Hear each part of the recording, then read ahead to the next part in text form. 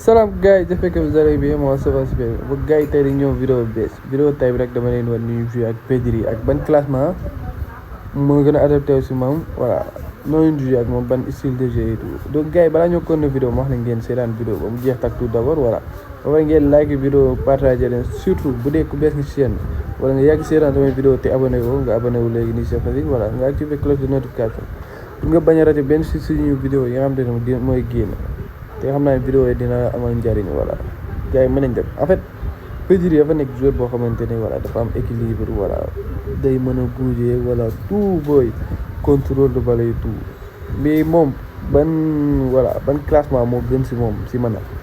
d'après moi te mu ngeen dem essayer classement mooy classement bi ngeen gis nii seen kanam voilà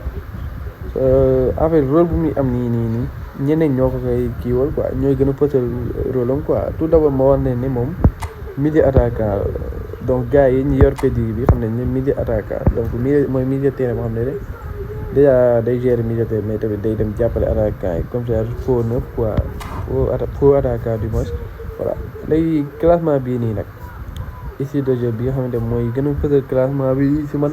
mooy possession mais tamit du yàq dara boo leen demee essayer contre rapide tamit du yàq dara voilà léegi pour classement bi pour affaire bi efficace voilà foofu mu am comme ça SA bi nii parce que mooy permettre libérer espace ndax milieu défensif yi dañuy gën a concentré ci moom mooy libérer espace pour Pedri mën a exprimer jeu mën a am liberté bu bëri ak attaquant pointe bi voilà pour défenseur léegi Pedri boobaa déjà dina mën a def yenn passe yi voilà ndax espace bi muy am voilà di nga mën a xool foofu mën a passe mais aussi day libérer espace ba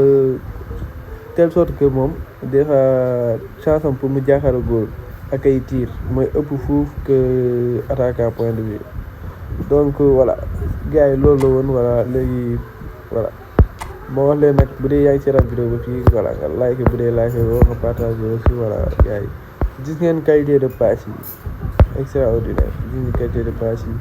boo xoolee contrôle de balle fii nga xamee grand joueur contrôle de balle ni ñuy tourner facilement ak dribble bu mu amee tout voilà boo xoolee vitesse bi tamit mooy permettre muy mën a daw di yóbbu bal vitesse bi voilà di mën a dédoubler défenseurs yi parce que boo seetloo la plupart des milieux de terrain dañoo yéex et tout donc doo mën a def yenn kii wala contre attaque ngay bëgg daw joueur adversaire dab la quoi donc loolu yëpp jeex na ak Pedri donc gars yi voilà mais aussi benn kii bu important mooy pour ñi nga xam ne mën nañ double contact wala ñi nga xam ne mënuñu guñ ko def naa ci vidéo xool ci suuf tout di ngeen gis mooy vidéo double contact mais aussi bu leen neexee voilà mu ngi jël teg ko du rôle de piston c'est-à-dire comme kuy jouer ak centre mbëkk mën nga ko teg piston ndax vitesse am dina mën a dribbler mais aussi dina mën a centrer comme mooy technique bu mu am centre millimètre voilà donc dina mën a def bu leen neexee tamit ñu ngi koy dugal deuxième mi-temps pour voilà pour indi apport pour indi mooy nouveauté voilà mu changer ce jeu et tout voilà donc boobu sax mooy gën ci man ndax day fekk défenseurs yi tout ñëpp sonn et tout voilà boobu ma gën